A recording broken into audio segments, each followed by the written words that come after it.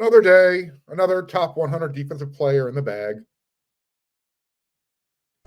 You are Locked On Trojans, your daily podcast on the USC Trojans, part of the Locked On Podcast Network, your team every day.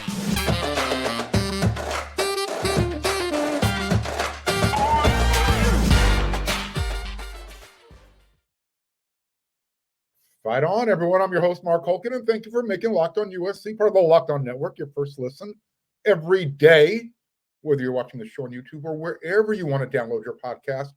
Never forget the show is free, and always remember how much I appreciate your support. I told you, USC was going to get another commit. In fact, my everydayers who watch or listen to last week's episode about Coach Riley getting physical with the players, you heard me say this. This is going to be another big recruiting weekend on campus with recruits. 4-star linebacker Matai Tagoa'i was on an official visit. His second unofficial visit. I want to make sure I got that clear. It was his second in that week alone. So I also said he's not very big, but he's fast, and he has a frame to add the type of weight that they want on him. He's 6'4", 185, 190 pounds. And I won't be shocked if he commits very soon, like this weekend. Well, wasn't too long ago that the San Quentin prospect, he wasn't sure if USC was the place to be. He is sure that USC is the place to be. On Monday, I guess we can still consider it the holiday weekend, he committed to USC. So all it took was a little shift on the defensive side of the ball, particularly the coaching staff. Look what happened. USC hires Antonlynn, brings in Matt Entz to coach the linebackers, and that changed Tagoa'i's complete outlook on USC. This is what he said about why he committed to USC over the rest of the programs recruiting him, including programs like Oklahoma, Notre Dame, Georgia, Oregon. Quote, I like the entire atmosphere of the school, the players, the coaches, and the culture that they're building. From the way they practice, work out, and carry themselves on off the field, I like them a lot. I'm a West Coast kid, so I feel like I'm at home there.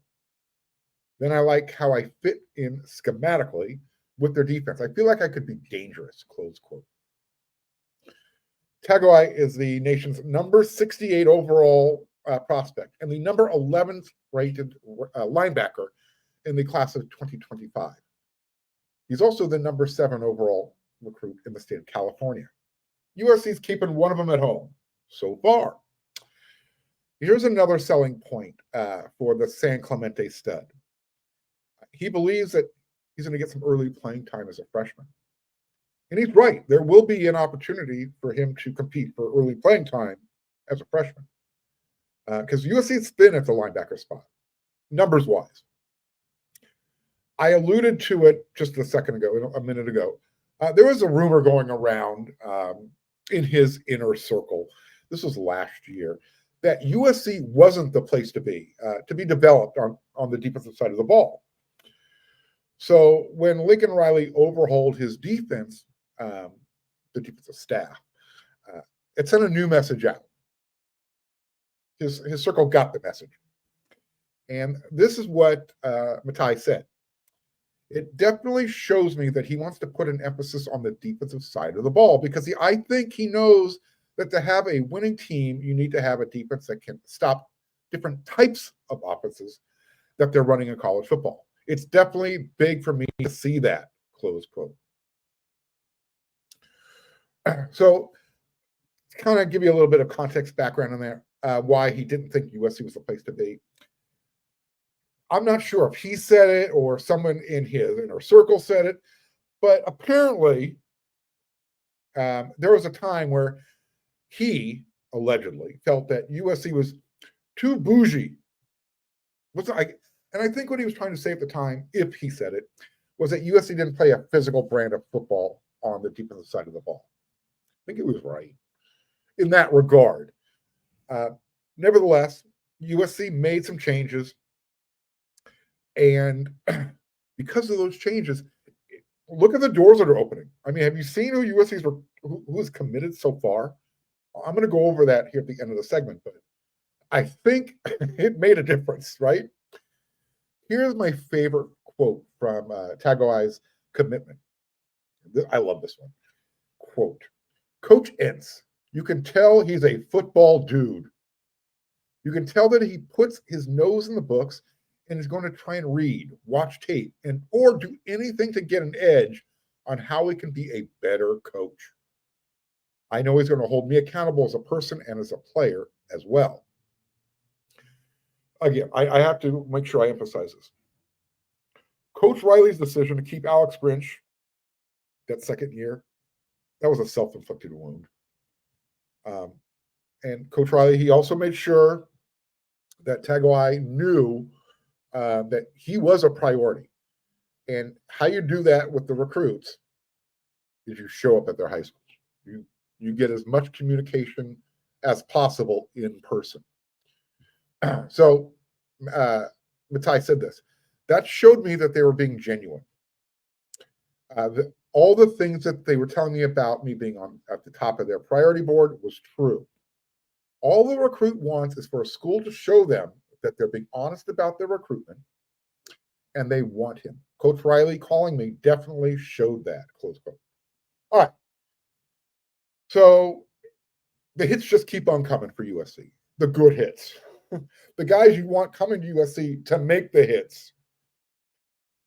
USC's 2025 recruiting class right now is ranked 3rd nationally. Again, Ohio State's number 1, LSU number 2. Each of those programs have 11 commits. USC only has 7. And for those of you who like to count the stars up in the sky, that's what it's all about for you. All right. Well, I'll give you some numbers. Ohio State, with their number 1 rated class, they have 3 5-stars, 7 4, and 1 3-star. Their average ranking is 96.258. Number 2, LSU, 3 5-stars, 8 4-stars. They're throwing up a bagel at the 3-star department. Their score, 96.256. Again, when you have to count 3 numbers after the decimal point to say that I'm better than you, I'm just going to roll my eyes and laugh. This is why, to me, who is recruiting you? That tells me how good of a player you are, how good of a recruit, how much potential you have. So again, USC with her paltry 7 commits, the breakdown, 2 5-stars, 3 4-stars, 2 3-stars. And they're checking in at 95.379 average score per recruit. So pretty good, right? Right, absolutely. USC 7 commits in the class of 2025. Julian Lewis, Justice Terry, the 5-star defensive tackle they flipped from Georgia. Isaiah Gibson, the 4-star defensive end from the state of Georgia. Hilton Stubbs, the 4-star safety from Florida. You got Riley Wormley, the 3-star running back, who they just got a commitment from yesterday, the day before. I brought up Matai, and then you got Gus Cordova, the tight end, the defensive end from the state of Texas. I'm not sure who the next commit will be. However, let me give you a little bit of a tidbit nugget here for you, for those of you watching on Locked On USC. And this is why you make Locked On USC your first listen every day. Andrew Marsh is going to be at Tuesday's practice. Tuesday's practice starts at 5:30 a.m. That's dedication for a potential commit, a recruit, to show up to a spring practice while it's still dark outside. So again, while you're watching or listening to Locked On USC, you probably go Locked On Network, your first listen every day, and then you're heading over to wearesc.com. I'll be at practice. Andrew Marsh will be at practice. And who knows, by the end of the day, we might have another commitment. And again, 5-star wide receiver. I'm not saying it's going to happen. I'm just saying it's possible.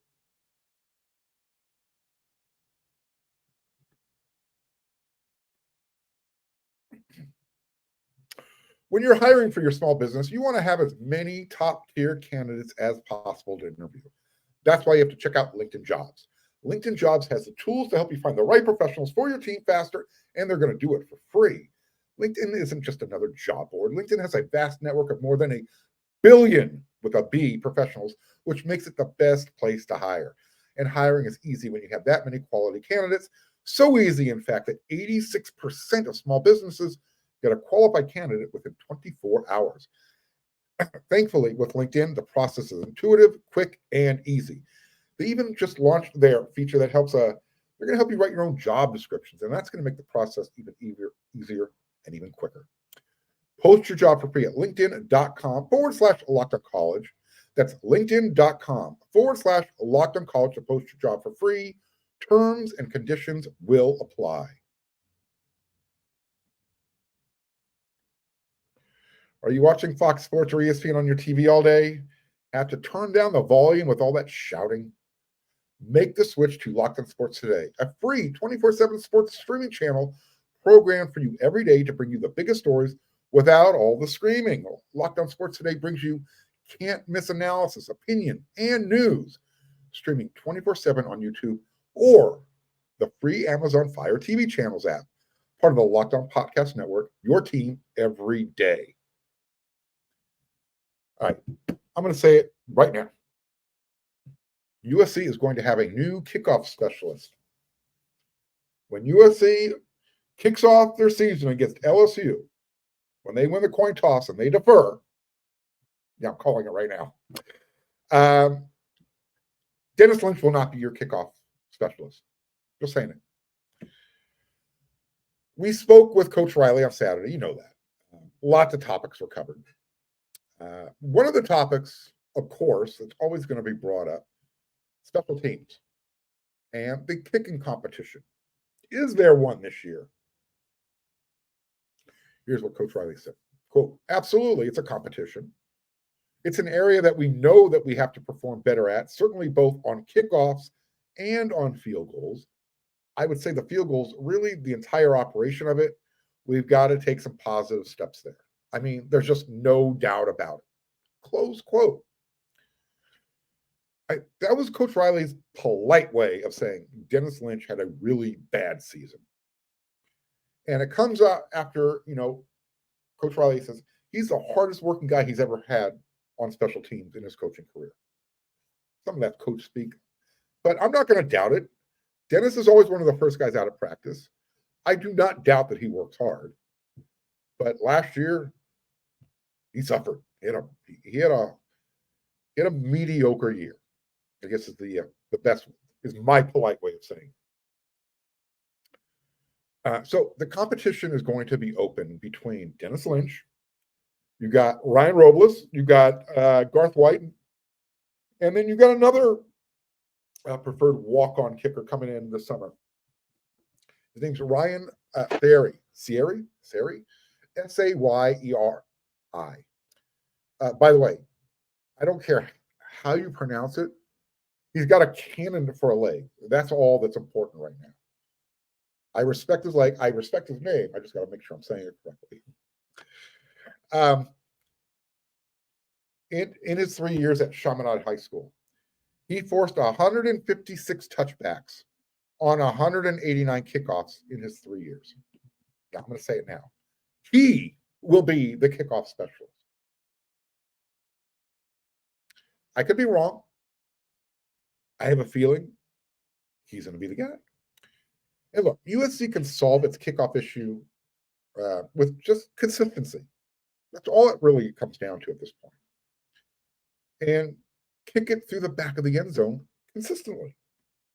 And make the other team just say, look, you're going to start at the 25-yard line. Not the 27, not the 30, not the 35.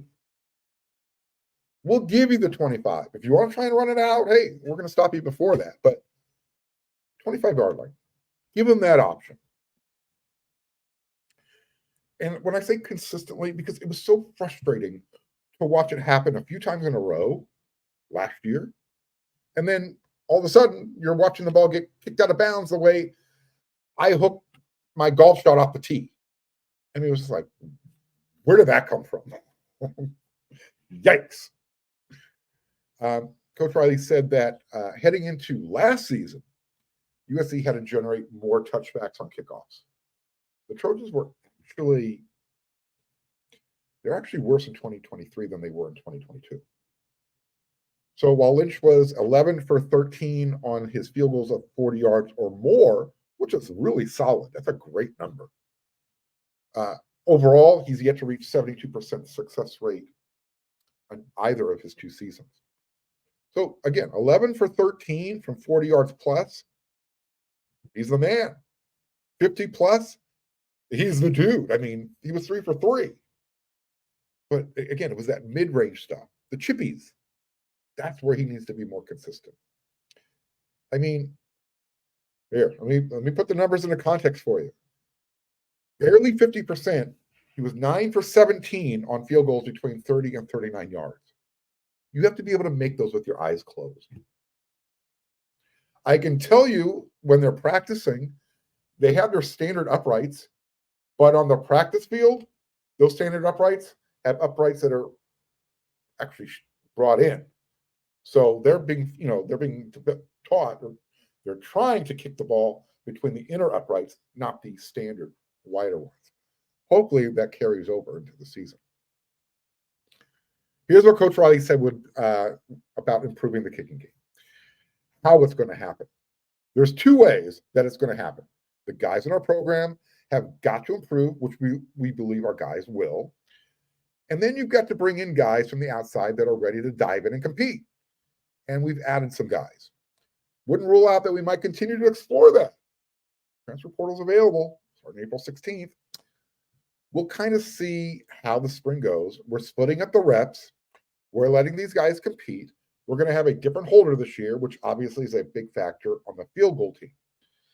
That's been one of our big off-season goals, is knowing is that one way or another, we have to take a step up there. And everybody involved understands the expectations there, close quote. All right, so we'll see. We know that they brought in Hank Pepper to be their new long snapper through the transfer portal. He's going to be the guy this year. I know USC has a couple of guys already on the roster, but you don't bring in long snappers through the transfer portal unless they are going to be the guy. And he's going to be the guy who's going to be snapping the ball to USC's punter, Eddie Treplisky, and whomever the new holder is, he has to have no issues. I think it's going to be Mike McAllister. But again, let's find out through the competition. Right now, we'll see who the holder is. I haven't been able to see who's holding during spring practice.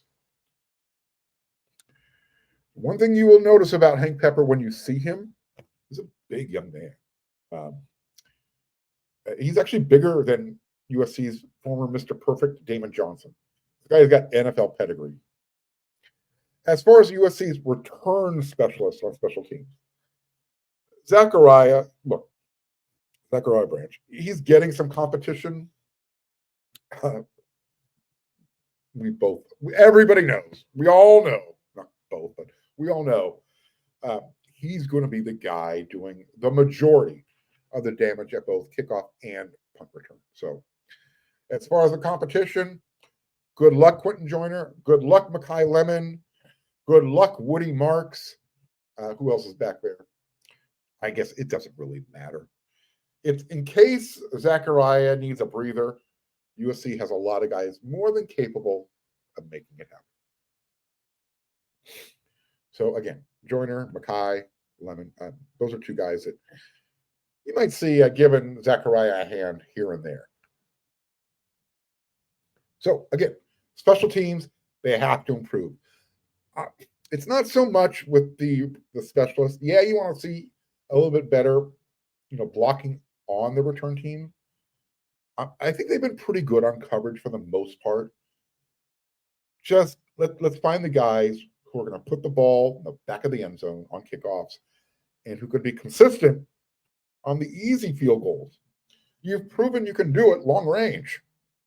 Let's make the easy ones.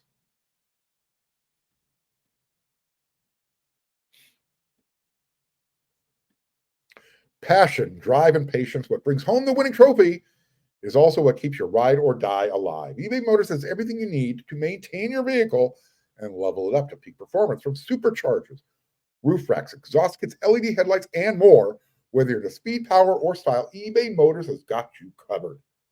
With over 122 million parts for your number one ride or die, you'll always find exactly what you're looking for. And with eBay Guaranteed Fit, your part is guaranteed to fit your ride every time or your money back. Because with eBay Motors, you're burning rubber, not cash. With all the parts you need at the prices you want, it's easy to turn your car into the MVP and bring home that win. Keep your ride or die alive at ebaymotors.com. Eligible items only. Exclusions apply. eBay Guaranteed Fit only available to U.S. customers.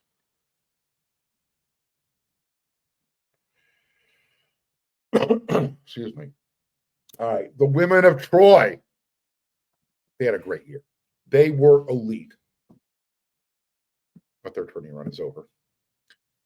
University of Connecticut, the number 3 seed, they knocked off the number 1 seed, USC, 80-73. Look, it was a great run, but they were going up against UConn. UConn has one of the best players in the country, Paige Beckers, I believe is her name. I think I pronounced it correctly. And UConn is a basketball school, both men's and women's. The women are going to their 23rd Final Four. This wasn't their best team. In fact, a lot of UConn's better scorers, better players, they were injured on the bench. So you got to give credit to this team. You don't want to take anything away from USC. They were led by a super freshman in Juju Watkins. But I kind of had a feeling, I was talking about it on this week's Inside the Trojan Huddle. I said they would get by UConn, but I kind of hedged. I wasn't sure. Again, when you're going up against, I think the women's version of John Wooden at head coach Gino Auriemma. Look, Lindsay Gottlieb, she's up for Coach of the Year, the National Coach of the Year award. She deserves it probably. But again, she was going up against one of the best.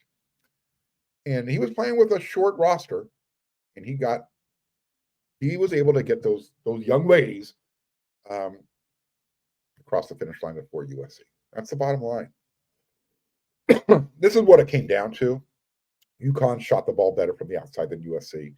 I mean, at one point, USC, the women of Troy, they were shooting 29% from the field in the third quarter.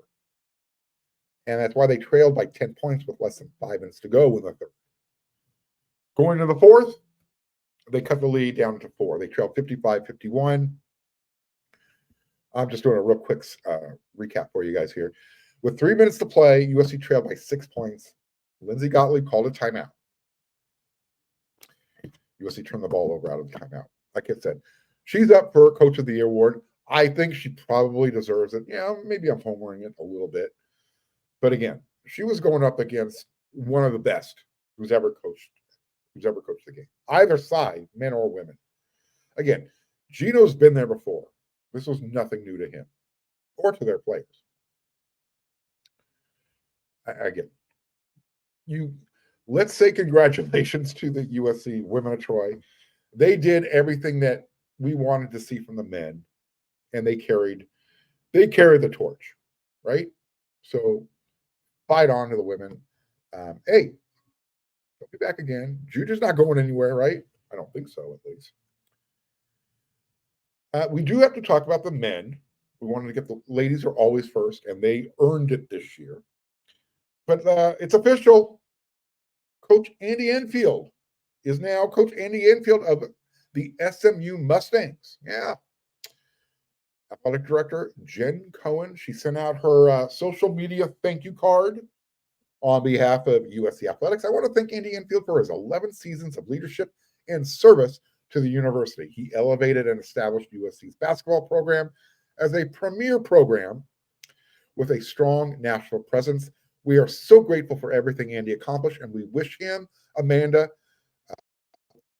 I believe it's Isla, Lily, and Markham all the best in their new chapter in their lives. Those are their 3 kids. Our national search for a new head coach is underway, and I am confident that we will find the right person to lead our program. We have a track record of competitiveness, passionate supporters and fans, a robust donor collective, and are about to compete in the nation's premier athletic conference. There is no ceiling to what our program can achieve, and I look forward to introducing our next head coach. Close quote. She's absolutely correct. Andy he took the program to places that it hadn't been. Not since, I would say, Tim Floyd had that little mini run, and before Tim Floyd, you had a year or two with Henry Bibby. Before that, you had a couple of years with George Raveling. And then you really got to go all the way back to Bob Boyd, the 70s.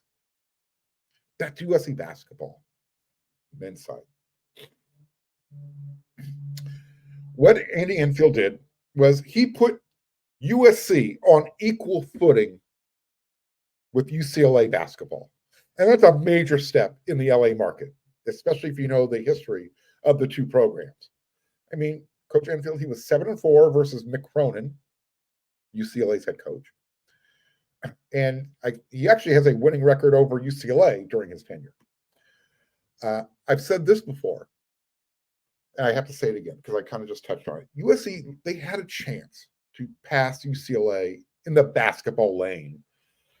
But the short playoff runs in the tournament, it didn't do much more than say, hey, they're just UCLA.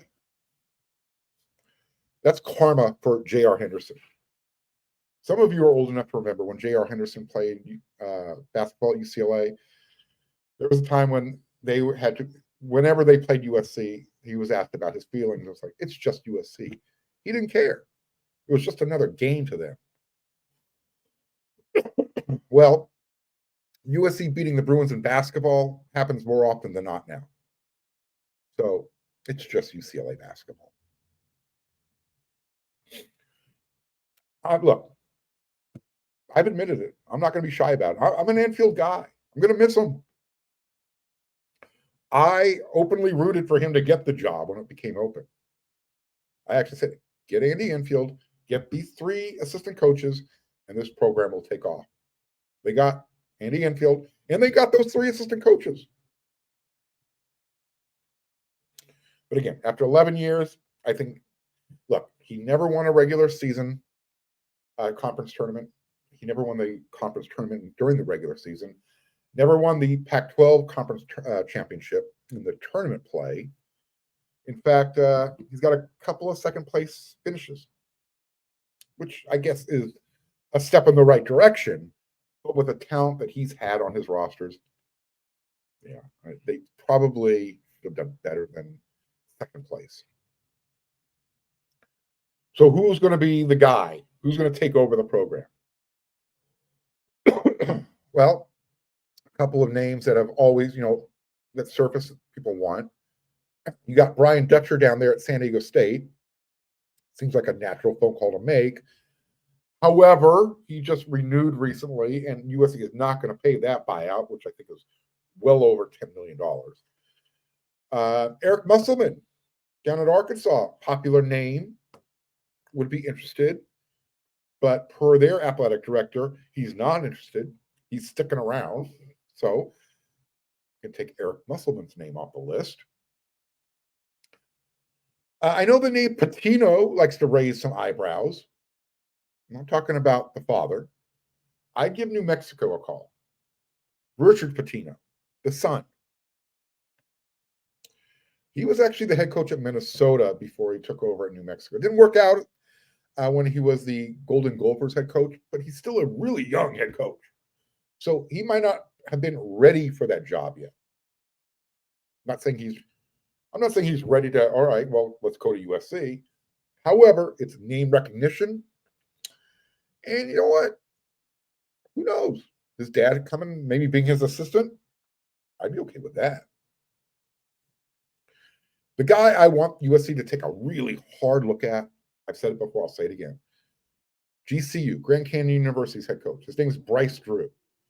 All he does is take the transfer portal, cobbles together a team, and they play a fun, exciting brand of basketball. I think he could do that at USC. He's got the gravitas in the basketball world as far as name recognition. He knows how to develop. I think he should be the guy. There's a lot. I'm going to put together another longer list, but right now I think he would be at the top. And USC's got to move quickly. The transfer portal is open. USC's got to get that roster fixed. What they do have, they've got the McDonald's All-American three-point shooting champion, Trent Perry. You can watch that on ESPN. But Trent Perry went to the McDonald's competition. He won the three-point shooting contest. So whomever is USC's next men's head coach, you got a guy who can fill it up from the outside. There you go. All right, we're at the end of another episode. Look at that. I'll be back again because we do this 5 times a week. You like what you saw? You like what you heard? Do me a favor. Keep the show growing. If you're watching on YouTube, become a subscriber. Smash that thumbs up. Don't forget to hit that bell notification button. So until then, everyone, you know what to do.